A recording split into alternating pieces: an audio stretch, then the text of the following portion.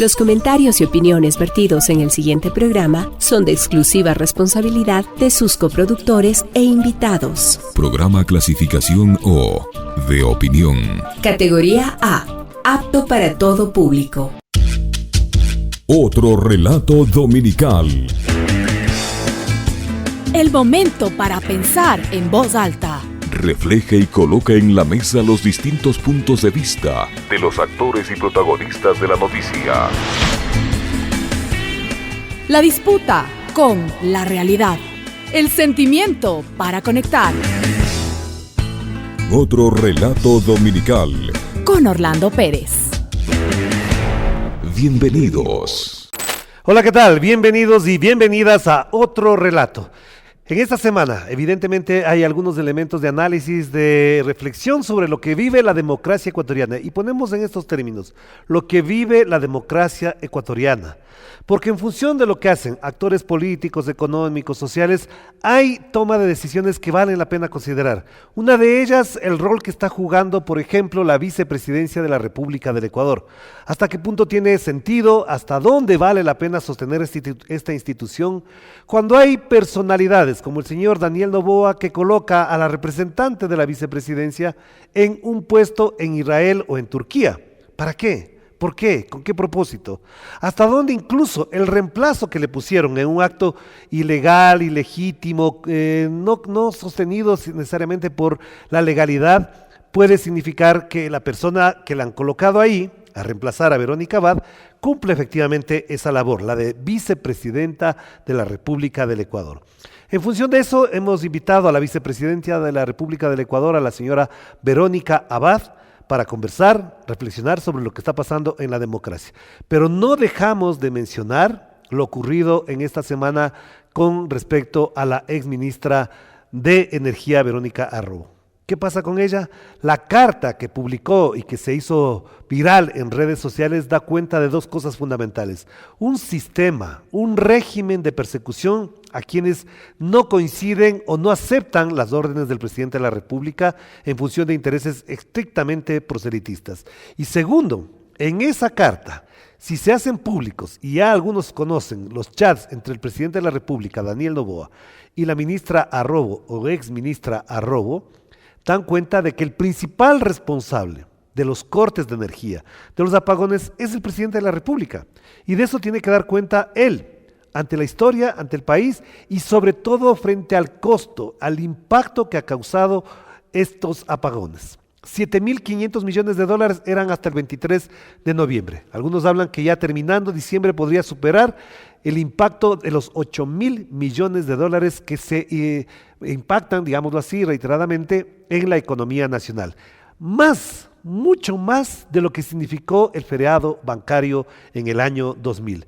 Muchísimo más de lo que significó el terremoto de Manabí. Hagan de cuenta la diferencia entre un feriado bancario, la crisis financiera de aquel entonces, el terremoto del año 2016 y lo que ha significado los apagones. Ni los dos primeros tienen el impacto que ha tenido esto. Por supuesto, de alguna u otra manera los que tienen plata salen adelante, pero los que no afrontan las consecuencias. Pero volvamos entonces al tema. La democracia está en riesgo y nos avecinamos a un proceso electoral. ¿Hasta dónde lo que hemos vivido en este año de gobierno de Daniel Noboa va a incidir en una efectiva y sobre todo una responsable decisión de los ecuatorianos el próximo 9 de febrero? De esto también queremos conversar en pocos segundos ya con la vicepresidenta del Ecuador, la señora Verónica Abad. Otro relato dominical. Con Orlando Pérez. Y estamos con la vicepresidenta de la República del Ecuador, Verónica Abad. Verónica, qué gusto conocerla personalmente y además agradecerle por participar de este diálogo. ¿Cómo se encuentra usted? ¿Qué tal? Orlando, muy buenos días. Qué gusto poder compartir con ustedes y todos los ecuatorianos este espacio muy especial que yo sé que tiene gran audiencia y pues estamos para poder disfrutar también y compartir buena información. Claro. Una pregunta que quisiera hacerle de entrada es ¿por qué quiso ser vicepresidenta? ¿Qué les llevó a estar en esa instancia con todo lo que ha venido antes y después del nombramiento, de la elección y de los acontecimientos que ha vivido ya? Bueno, mi amor por el pueblo ecuatoriano siempre fue desde muy pequeña, desde muy joven. La asistencia, el voluntariado al cual me he dedicado 25 años de mi vida despertó siempre cómo mejorar la vida de los ecuatorianos. Cada mañana que me despertaba era qué voy a hacer ahora para poder mejorar la vida de mi barrio, de que mi comunidad, al grupo al que pertenecía, a mi colegio, etcétera. Así me formé 25 años de mi carrera política en el servicio realmente social, que esa es una parte muy fuerte. Pero cuando a usted le llama Daniel Noboa, ¿qué le propone? ¿Qué le dice? Conocí a Daniel Noboa en el tema de la Mesa de Desarrollo Económico, siendo presidente y asambleísta, ¿no? Ajá. Por lo cual yo venía de un proceso, de hecho, estudiando en Alemania, en Colonia, en donde estudié mucho el desarrollo económico alemán. Ajá. Y posterior a ello Israel, con la innovación, la tecnología. Por lo tanto, era una parte muy importante cómo relacionar esta política pública hacia las mujeres y jóvenes. Yeah. Y por eso le conocí a Daniel. Yeah. Y de hecho la propuesta en política pública, en el desarrollo económico para las mujeres, recordemos que yo soy una mujer cabeza de hogar, por lo tanto mi vivencia hizo que traspase esa necesidad al resto de mujeres y jóvenes. Claro. Me enfoqué en eso y pues ahí la conocí. Entonces era importante que esa política pública sea indispensable para Ecuador y para los jóvenes como respuesta. Y ahí entonces emprendí. Él me conoció así, con esa propuesta, ¿cierto? Con la manera de poder aportar al país. Y venía de un proceso de una candidatura a la alcaldía de Cuenca. La alcaldía de Cuenca, sí es. Ajá. Donde parte de mi propuesta a Cuenca la hice en macro para lo nacional, referente al desarrollo económico, emprendimientos, innovación, tecnología, ¿no? Y bueno, esto era un aporte, obviamente el presidente de la República, inteligente, entendió que era importante la figura de la mujer azuaya, de la mujer serrana, para poder aportar a una campaña. ¿Usted no se habían visto antes del año 2023? ¿No se conocían personalmente antes del 23? No, es decir, en el tiempo que él era estaba de asambleísta, claro, ¿no? Claro. Es el momento que le conocí. ¿Y qué le dice en concreto? ¿En qué momento le dice, yo quiero que seas mi vicepresidenta para lidiar en estas elecciones? ¿Cómo se siente usted? ¿Qué le responde? Primeramente, contenta de saber de que la propuesta, porque en torno a eso giró, una propuesta de hacer la parte social y encargarme de la parte social, que era mi pasión. Entonces, por supuesto, ¿cómo no voy a servir a mi país en este ámbito que tanto he trabajado durante tantos años y el conocimiento? Entonces, mi propuesta fue, quizá Daniel, mira, yo te puedo servir más en el tema asamblea.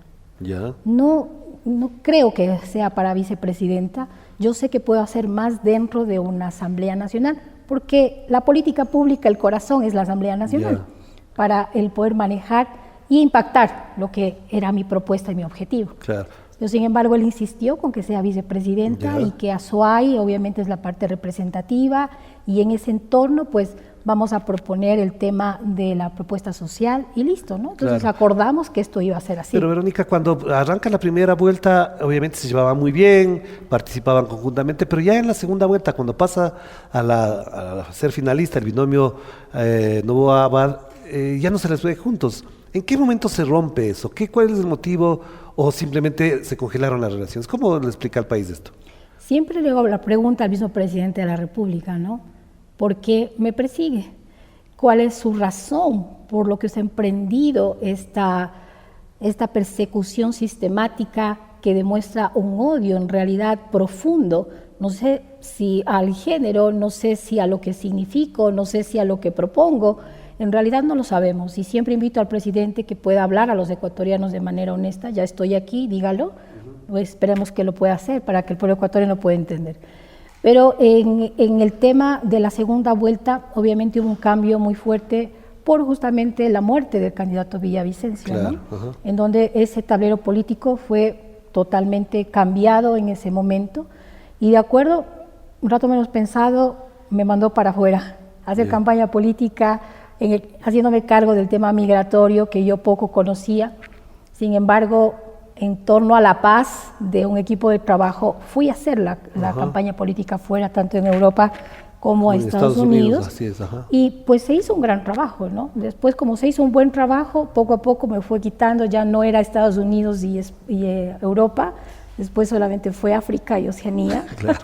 Pero Verónica, en función de todo esto que estamos hablando y en función de lo que implica para el Ecuador un cargo de alta responsabilidad como es la vicepresidencia de la República del Ecuador, en la segunda vuelta no se percibe precisamente ese divorcio y esa diferencia que había entre ustedes dos.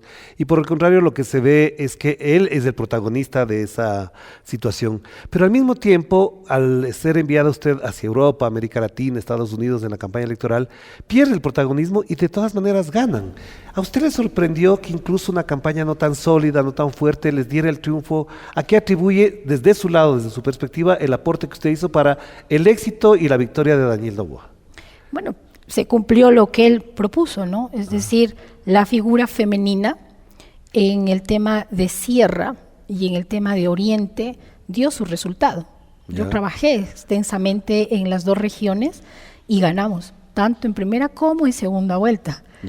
Al señor presidente le dio la ganancia la votación de la Sierra y del Oriente, específicamente, ¿no? Porque en la costa se perdió todo. Y eso demuestra claramente un trabajo arduo que emprendimos, el pequeño grupo en realidad que éramos, sin embargo se pudo hacer porque esto era también una necesidad del pueblo ecuatoriano de cambiar, de la esperanza que siempre tenemos los ecuatorianos de votar y de buscar algo mejor. La esperanza nunca muere, eso es algo muy valioso en los ecuatorianos, la esperanza que nunca muere. Siempre nos levantamos de la peor circunstancia. Podemos pasar las peores crisis, sin embargo, esto yo pude reflejar viviendo mi persecución, viviendo en el destierro, que cada mañana, a pesar del dolor que tenía, me levantaba con la esperanza de que puedo vivir un día mejor y que puedo hacer algo mejor desde acá. Yo creo que eso es lo que nos tiene firmes a los ecuatorianos. Pero Verónica, yo sé que esta es una de las preguntas que más se le ha hecho, que más da las vueltas, y es que la ruptura tiene que tener alguna explicación, y el Ecuador necesita una explicación de eso. Unos dicen que fue por plata, que le dieron plata a usted, que usted se la gastó, que la depositaron en paraísos fiscales, que esa plata no aparece, que de aparecer en alguna parte los responsables serían los dos, porque el uno le dio y la otra recibió. ¿Cuál es la real situación que rompe una relación que gana, que es victoriosa en la segunda vuelta? Es que no hay razón, Orlando, y eso es lo que a nosotros nos descompone, no solo a mí, sino al pueblo ecuatoriano, porque en realidad en lo personal esto ha extendido a mi hijo, a mi familia, a las personas que están a mi alrededor, a los abogados, a mis colaboradores, y prácticamente se vuelve, como he dicho, un patrón, porque hoy dibujamos un patrón de comportamiento en todas las personas, periodistas, asambleístas, que han sido perseguidos durante este pequeño periodo que tenemos aproximado de 11. No es dinero, es falso del dinero. Ahí está la mesa de comisión que lo hizo la Asamblea Nacional. Así es. Justamente por la denuncia del exministro de gobierno Arturo Félix Wong, diciéndome que yo soy una corrupta porque he tomado dinero. Cuando se hizo la investigación, cuando fuimos llamados al pleno de la Asamblea, él no estuvo, ni la bancada de ADN. Así es. Entonces, ¿cómo es? Eso es un acto cobarde, digo yo, el de lanzar una piedra y no tener ni siquiera una documentación que afirme y confirme de mi corrupción supuesta del señor Wong. Pero la asesora o consejera del presidente Daniel Noboa, que ahora es candidata, Diana Jacome, dice que era usted un peligro. ¿En función de qué ella asumiría esa perspectiva, esa advertencia de que Verónica Abad puede constituirse un peligro para el gobierno de Daniel Noboa? Ya era un peligro en calidad de candidata, no era un peligro. Asume la presidencia y la vicepresidencia y se convierte en un peligro. Entonces, ¿cómo se explican estas expresiones de su círculo más cercano de Daniel Noboa? Es claramente orquestado, ¿no? O sea, tenemos una orquesta de un gabinete. Ahora ya se han sumado a eso lastimosamente periodistas, a eso se ha sumado una bancada desde el legislativo. A eso se suma toda una infraestructura gigante de granjas de troles que atacan todo el tiempo. Es decir, es todo el peso de un Estado con más de 12 instituciones sobre la vicepresidenta. Yo siempre digo, no sé qué asesor tiene, que le dijo que mientras ataque más a la vicepresidenta, él va a ganar, porque su único objetivo es tener la presidencia, y eso fue desde el inicio, a tal punto que cambia su rumbo de una propuesta a los ecuatorianos que depositaron la confianza en un binomio. Claro, y en un programa que estaba presentado ahí. Por supuesto, cambia totalmente, radicalmente, cambia, ¿cierto? Y todo lo gira en torno a su reelección. Por eso descuida claramente todas las instituciones que estamos, por favor. Si están concretados de cómo dañamos, cómo perseguimos, cómo hacemos a un lado a nuestros rivales, Ellos lo llaman enemigos, yo pienso que todos somos ecuatorianos, no hay enemigos. Sin embargo, es esas actitudes. Pero ¿cómo, por ejemplo, la relación suya con la canciller Gabriela Sommerfeld, cómo fue? Porque parecería que quien mandaba ahí no era la vicepresidenta, sino era la canciller, es decir, una persona que estaba designada y no elegida. ¿Cómo era esa relación? ¿Cómo se planteaba esa relación al momento de entablar incluso tareas que se le disponía a ustedes de la Cancillería? Siempre he sido una mujer respetuosa de la ley y del orden, porque son valores que no pueden morir. Si nosotros queremos prosperidad y paz en un país, en nuestro hogar, en nuestro negocio, en nuestra vida personal, debe haber esos valores. No puede no existir el orden y el respeto. Por lo tanto, cuando salí del país, anuncié al país que salía desconociendo, obviamente, una diferencia política que ya no estaba establecida en nuestra propuesta a los ecuatorianos, primero. Segundo, hablando sobre poder mantener, porque sobre ese decreto inconstitucional, no me resistí, lo que dije fue por la paz, por el equilibrio constitucional, salgo fuera del país para poder hacer lo que el presidente de acuerdo ha decretado. Y así lo hice. Y con la canciller he mantenido siempre la parte profesional que creo que debe primar, porque está el interés de los ecuatorianos sobre lo que le guste o le disguste de mí a la señora canciller.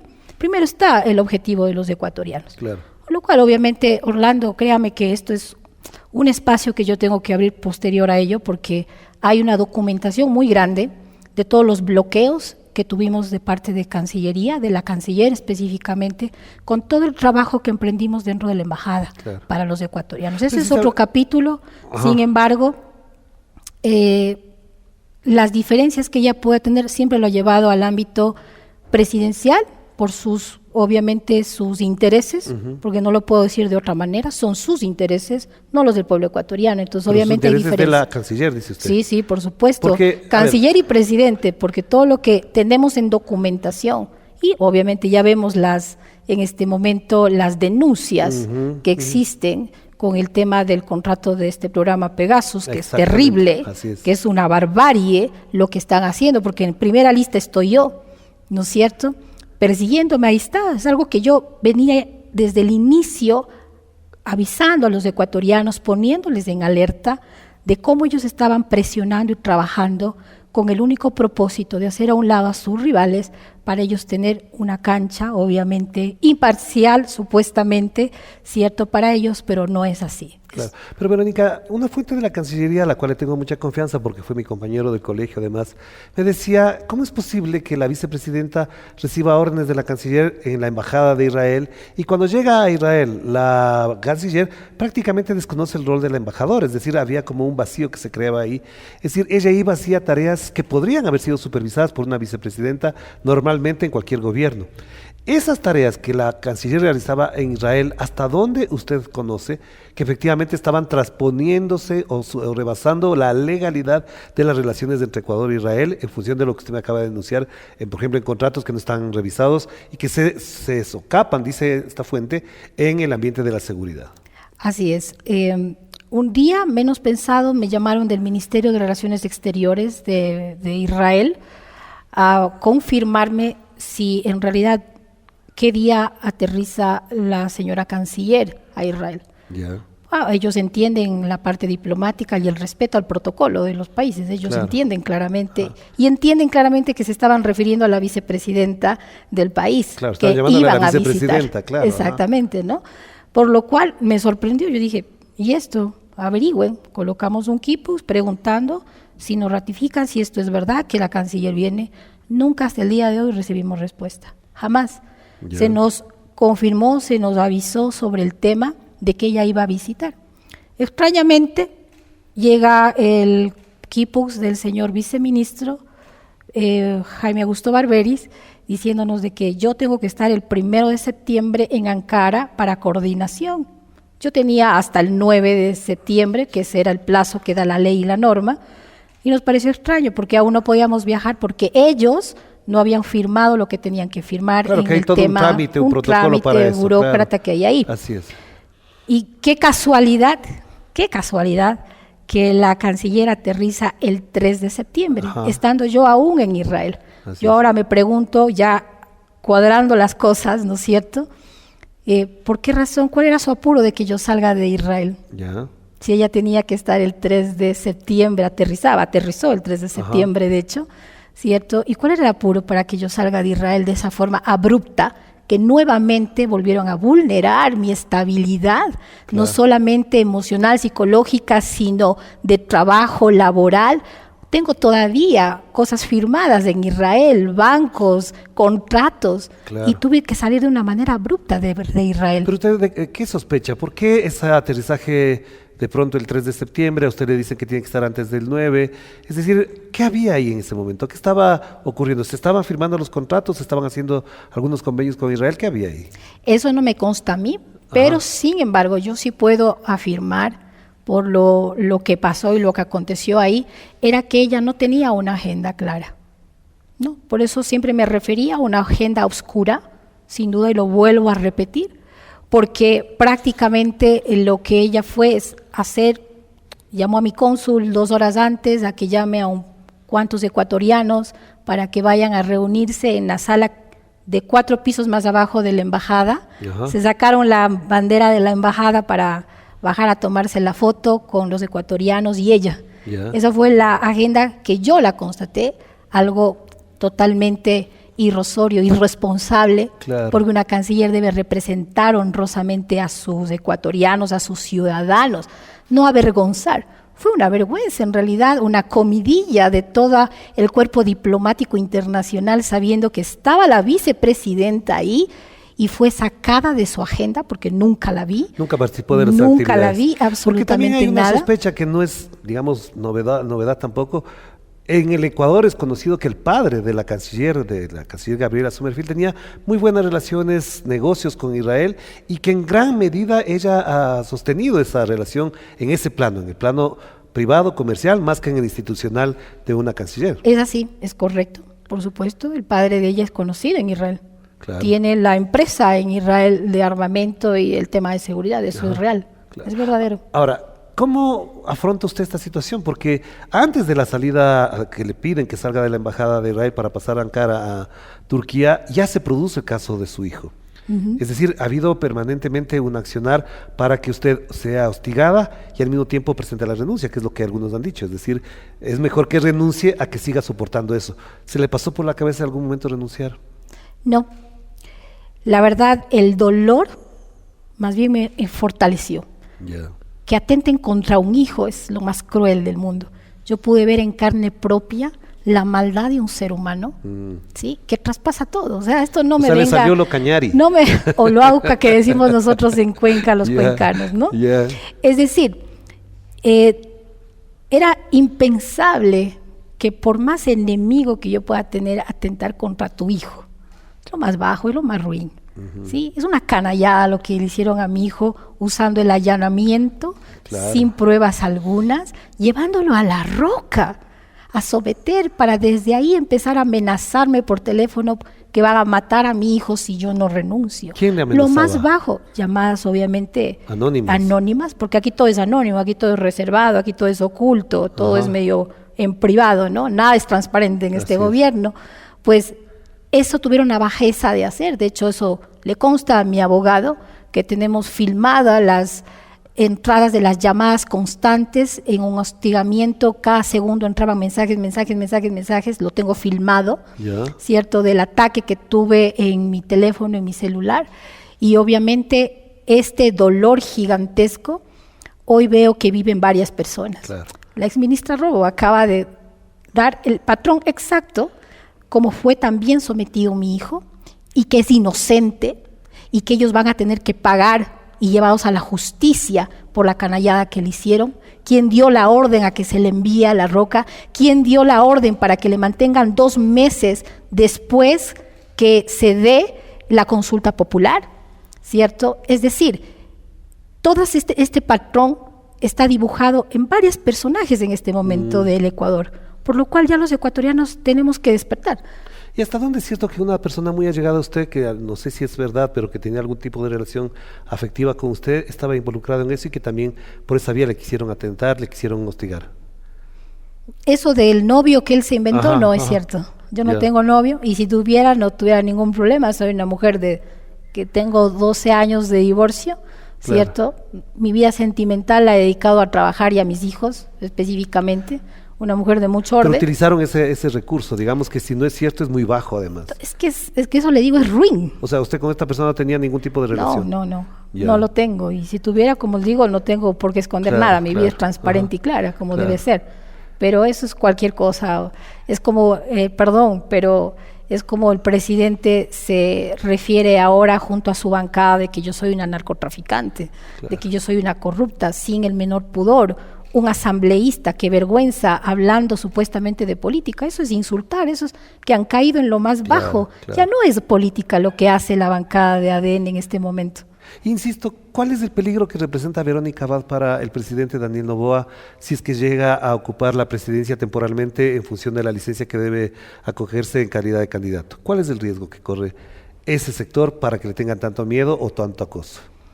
El momento que tengamos que transparentar, ya lo he dicho varias veces, Orlando, porque es importante. Sí. Ecuador necesita ya un baño de verdad, de transparencia, porque eso nos va a dar paz a los ecuatorianos. Eso nos va a poner en tregua y eso va a poner incluso como parte de la construcción del país que queremos para los próximos 4 años con el nuevo gobernante. Claro. Pero usted ha dicho, por ejemplo, que va a eliminar el IVA o va a bajar el IVA del 15 al 12 no estaba, incluso que podría ser menos, que podría eliminar lo que significó los subsidios a los combustibles. Esas medidas no cambiarían radicalmente porque la situación tampoco es que ha mejorado ni con el IVA ni con la eliminación de los subsidios. ¿Qué entonces hay detrás? ¿Qué se oculta? ¿Qué sabe usted que podría tambalear el piso, el andamiaje político que tiene Daniel Noboa? Yo me debo a lo que propuse, Orlando. Ya. Y eso voy a ser muy enfática con los ecuatorianos porque mi bandera ya la tengo.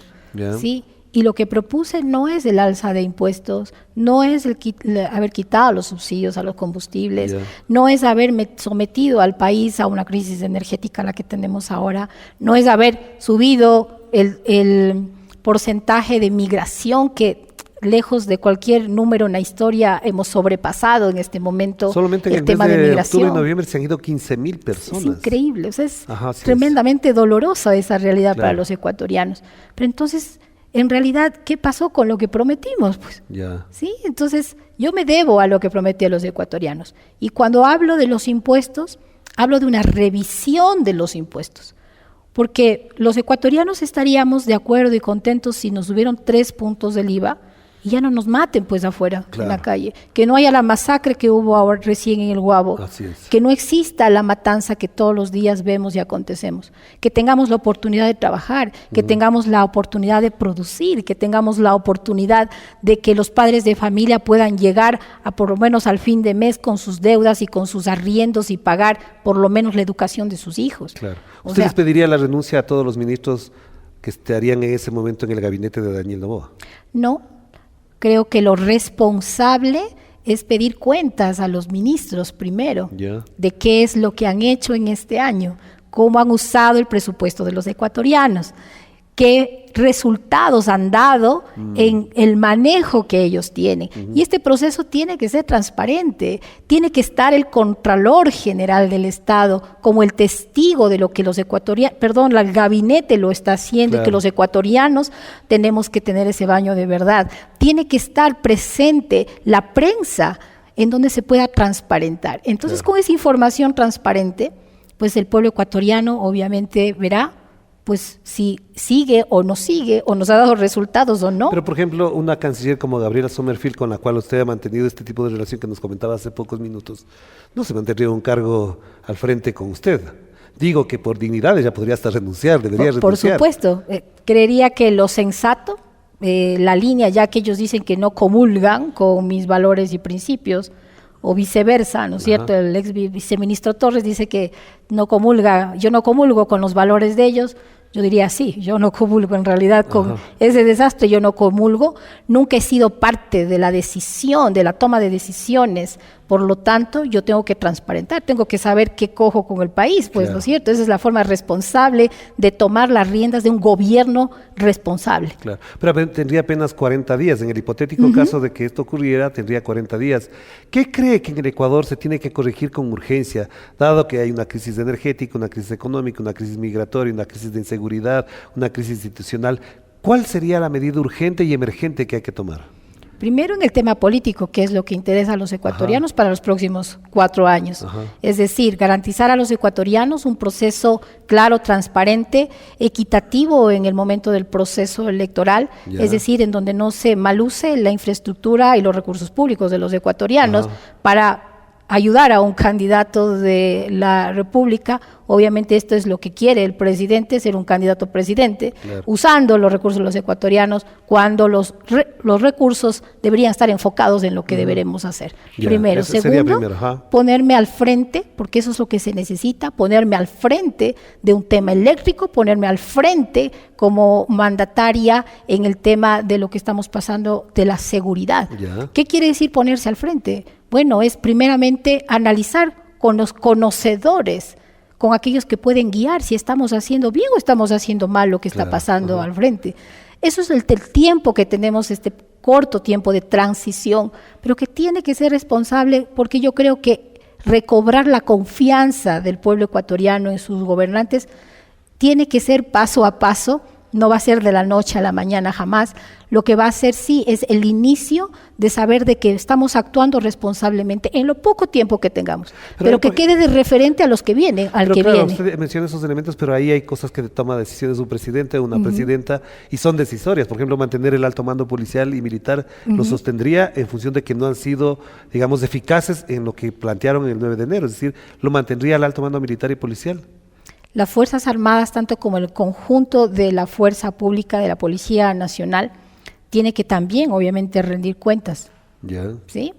Es decir, si en realidad ha sido dado el presupuesto que se supone por lo cual estamos pagando impuestos. Así es. Ellos tienen que responder y tienen que decir la verdad. Si el gobierno les ha dado para su armamento, para tecnificarlos, para la logística, ¿cierto? Porque sabemos que tenemos que actuar con mano fuerte, con mano firme ante la criminalidad. Claro. O sea, no podemos Porque estar con incluso, medias fíjese, tintas. Tengo compañeros también del colegio que están en las Fuerzas Armadas, uno de ellos en la Fuerza Aérea, me decía, desde el año 2017 nos toca comprar los uniformes, no nos han dado Yo he sabido uniformes, eso, correcto. el mantenimiento de ciertas naves, aeronaves, pertrechos militares están en deterioro, es decir, acaba de fallecer una piloto porque parecería que el daño estructural era por falta de mantenimiento de ese Ajá. avión o esa avioneta.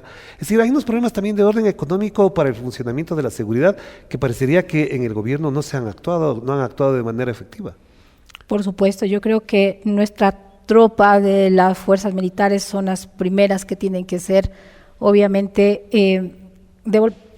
hay que devolverles la confianza a ellos, ¿no? Porque ellos son los que están realmente al frente. Claro. Ajá. ¿Sí? Y yo creo que devolverles la confianza y la fuerza a ellos es muy importante en mitad de todo Ya. esto. Ahora, entonces, en función de que esta probabilidad exista, digamos, está pendiente solamente una decisión de un juzgado, de una jueza, en este caso, que quedan horas nada más para esa decisión. De ser al contrario, de no favorecer en función de lo que usted está planteando, usted se quedaría sin función de 150 días, que ya van, creo, 10 o 15, no me acuerdo. ¿Qué va a hacer en ese tiempo? Si es que Seguir no- insistiendo, Orlando, yo tengo fe porque si no tenemos justicia estamos hablando de un Estado fallido y yo creo que tenemos que luchar todos los ecuatorianos a que eso no suceda. Y eso lo demostraron los amicus curiae, que de todas las partes del país, de la academia, de los conocedores, de los expertos, de todos los constitucionalistas, de la gente que ama su patria, porque Claro. el ecuatoriano ama su patria, Así es. se siente ofendido por lo que está. No es la lucha de Verónica Abad, Ya. es la lucha por ese Estado de Derecho, por la democracia que representa el orden jerárquico, el orden de autoridad, el orden en realidad de toda la institucionalidad que en este momento está siendo atacada a través del terror y el miedo con este patrón que persigue el Ejecutivo. Pero a ver, si es que no sale a favor lo que tendría que decidir la jueza, ¿qué otra instancia le queda a usted? ¿Hasta dónde puede llegar? Tendríamos que hacer una apelación. Sabemos que ya la Corte Constitucional ha aceptado tanto el pedido de la Asamblea Ajá. como el pedido de nuestro primer acción de protección que nos fue negada, ¿no es cierto? Ya fue elevado desde la Corte del Pichincha hacia la Corte.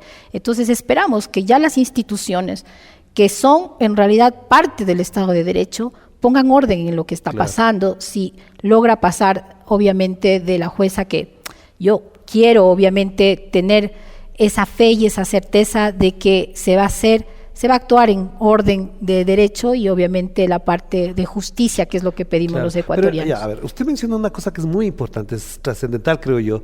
Se ha ido configurando un patrón de comportamiento de parte de Daniel Noboa, su régimen, sus seguidores, etcétera, alrededor del modo en que trata, por ejemplo, a determinadas mujeres. Está Verónica Vaz siendo vicepresidenta de la República, está su ex esposa, Gabriela Goldbaum, está también ahora se está hablando precisamente de Andrea Robo, que es la exministra de Energía, Alondra Santiago, por ejemplo, una periodista que fue sacada prácticamente del país.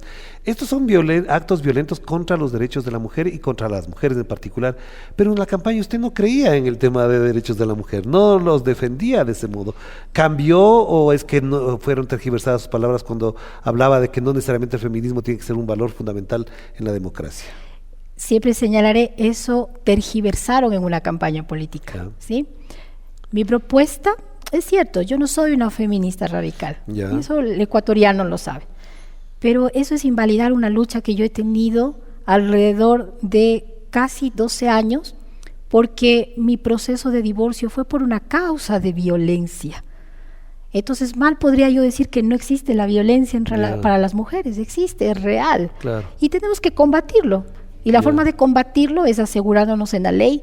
Para mí, una de las partes más fundamentales para la independencia real y la no violencia a la mujer es la parte económica de las mujeres. Por eso me dediqué de lleno a dar la política pública para que la mujer Usted pueda tiene un programa de entender, mujeres directoras, emprendedoras. Por supuesto, ¿no? entonces he trabajado siempre con organismos de mujeres, nunca he estado en contra de las mujeres, ¿no? Y yo creo que en este momento las divisiones no nos sirven, lo que necesitamos es saber que todas somos mujeres, todas representamos este valor en el Estado de Derecho y sobre todo en la parte de nuestros derechos políticos a funcionar dentro de la parte pública. Eso es lo que peleamos en este momento. ¿Y usted no ve como extraño o en respuesta a lo que usted dijo o no dijo en su momento a favor del movimiento feminista, que las organizaciones feministas no estén todas del lado suyo, que no salgan con toda la fuerza que para otros casos se han salido?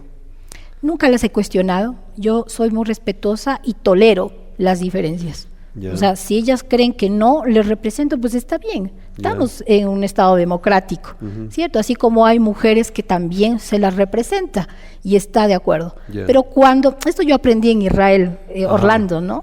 Es decir, ante la emergencia de un país en una guerra, vi cómo la Knesset, es decir, el Congreso israelita, se unía izquierda, derecha, ahí hay partidos políticos ultrarreligiosos, partidos políticos cristianos, partidos políticos seculares, una izquierda, es decir, todo el componente de un arco democrático y responsable que es la parte política. Pero todos giraban en torno a ¿qué? A la defensa de Israel. Es decir, dejan a un lado las diferencias y empezamos a pensar cómo nos vamos a defender. Ese es un ejemplo que quiero darles, ¿no? De cómo se hace la verdadera política. Ante ello tienen una documentación clara, una proforma, una propuesta clara, un presupuesto de hasta la última bala, dónde vamos a usar, en qué momento, el avión, el combustible, hacia dónde va dirigido, y sobre este presupuesto claro y transparente, entonces ahora sí, ¿aumentamos o no aumentamos el presupuesto? Y esa es la política pública. Esa es la realidad de poder aún menguar las necesidades de un pueblo. Pero le pregunto esto porque parecería a ratos, puede ser equivocado, pero quisiera su testimonio de que le han abandonado determinados sectores políticos. Quizás por no comprometerse, porque creerán que a lo mejor metiéndose con usted tienen una reacción de parte del gobierno. ¿Cree que hay un abandono? ¿De quiénes recibe apoyo? ¿Con cuáles se sentiría más cercana y acogida para seguir en esta lucha que está planteándose? Estoy completamente segura que es en torno al terror y el miedo que ha sembrado el gobierno, sin duda alguna. Hay mucha gente y organizaciones que no se han atrevido a hacer público. Sin embargo, el respaldo está por afuera.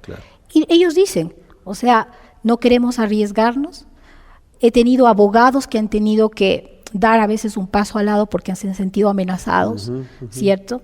Es decir, el terror y el miedo es lo peor que podemos hacer caso en este momento. Porque a diferencia de aquello que le estoy mencionando, cuando usted arriba al aeropuerto de Cuenca, recibe el aplauso de la gente que lo ve ahí. ¿Espontáneo o fue organizado por alguien para que le recibieran con aplausos y vítores? No, en realidad es el trabajo en Cuenca, ¿no? Como le digo, el sistema de las mujeres en los mercados, que es parte de un gran sector realmente a nivel nacional de lo que yo he trabajado, así que no es sorpresa que yo haya almorzado en el mercado, son amigas mías de muchos años en los que hemos podido solventar el tema de la mujer en la producción, tanto agrícola, porque he trabajado con la mujer rural, así como la mujer que está, obviamente, en el sentido de los mercados. Una de mis propuestas en la alcaldía de Cuenca fue con las mujeres del mercado, porque son las verdaderas productoras de la economía en el sistema económico que tenemos. Son muy simbólicas, ¿no? Porque son el punto de encuentro también en Cuenca, a diferencia de otros lados, la gente de la clase alta como la de la baja entran a ese mercado. Sí, por supuesto, o sea, todos los sectores económicos, sentarse a comer unas cascaritas en Cuenca, un hornado lo más rico del mundo, que no lo he hecho y que ya me debo eso, pero es decir, el conjunto de traer la economía es traer la paz. Eso es importante entender. La economía es paz. Claro, pero Verónica, en función de esto que estamos conversando hay un elemento clave. Se acaba de publicar la carta de Andrea Arrobo, exministra de Energía, y dice cosas que tienen que ver con lo que usted mencionaba de un patrón. Le pregunto, ¿usted conocía a Andrea Arrobo? Porque ya hay personas que dicen que Andrea Arrobo, como usted, están cercanos al correísmo y que detrás de esto está el correísmo, entonces hay una campaña de desprestigio al gobierno porque los correístas están detrás. ¿Usted con Andrea Arrobo se ha reunido? ¿Usted y Andrea Arrobo, conjunta o separadamente, se han reunido con el correísmo? ¿Qué hay que decirle a la gente que está mencionando eso? No, en realidad nunca lo he hecho. He sido claro. Primero que yo no soy candidata a nada en este momento, así que no tengo la necesidad de reunirme con candidatos o con partidos políticos, no. La única vía que es la legal, la legítima, siempre va a ser la Asamblea Nacional que representa a los ecuatorianos. Toda la Asamblea Nacional representa y todos son válidos, todos son tolerables en el arco democrático, lo vuelvo a repetir, porque para mí infundar odio en el corazón de unos por otros no está dentro de mi agenda y no lo voy a hacer, nunca lo he hecho. He podido ser contraria a las ideas del correísmo, sí, he sido crítica, sí, porque mi ideología, mi fundamento está en otro lado, sí, pero eso no quiere decir que tengo que andarles insultando y persiguiendo y odiando y haciendo que odien a la gente, no, eso llega muy por fuera de mis valores y principios. Lo que sí es, bueno, hagamos conjuntamente lo que tengamos que hacer. Claro. La diferencia, pero lleguemos a un punto en común. Además, cuando llega al gobierno, Daniel Noboa le presta su apoyo, le dice, cuente con nosotros, adelante. Es correcto. Si hay que hacer leyes conjuntamente, vamos a votar. Votan algunas leyes. En el momento de la crisis aparentemente de inseguridad, el 9 de enero, el propio expresidente Correa le dice, cuente con nuestro apoyo, presidente Noboa, si hay que acabar con la inseguridad. Es decir, siempre ha estado esa posibilidad. Entonces, no se entiende mucho que ahora le acusen a usted de correísta. Pero le preguntaba, ¿usted se ha reunido con Andrea Arrobo? No. En realidad, al leer, no, tampoco, no, tampoco, para nada. Sin embargo, al leer la carta hoy en la mañana, es que el corazón se me hizo tan chiquito porque dibuja exactamente lo que le hicieron a mi hijo. Así es. Y a varias personas. En eso coincido plenamente. Es decir, nosotros hemos denunciado con el abogado de Sebastián los drones volándole en la casa, persiguiéndole policía judicial sin autorización, que se le denunció a la fiscalía y la fiscalía los dejó como que si nada pasara. Porque además hay intervenciones de sus teléfonos, ¿no? Por supuesto, porque estamos asediados. La CIES cree que no sabemos y es lo más ridículo que pueden hacer cuando sabemos que estamos en las listas de los más buscados por ellos, ¿cierto? Y perseguidos, porque es claro y evidente que estamos perseguidos, todo un aparataje que han montado sobre nosotros, ¿no? Y lastimosamente ahí están nuestros recursos. Yo vuelvo a hacer énfasis en eso, ¿sí? Nuestros recursos tienen que estar enfocados en la salud, en los que necesitan, en la pobreza, en la educación. Sin embargo, está montado en todo un aparataje que no es gratis, ¿cierto? Y obviamente trabajando en contra de una vicepresidenta y todo aquello que se les creen ellos que puede ser enemigos para ellos. Pero usted, por ejemplo, ¿no ha recibido llamadas o mensajes de solidaridad de Gabriela Golbán, por ejemplo? No, la verdad no tengo el gusto.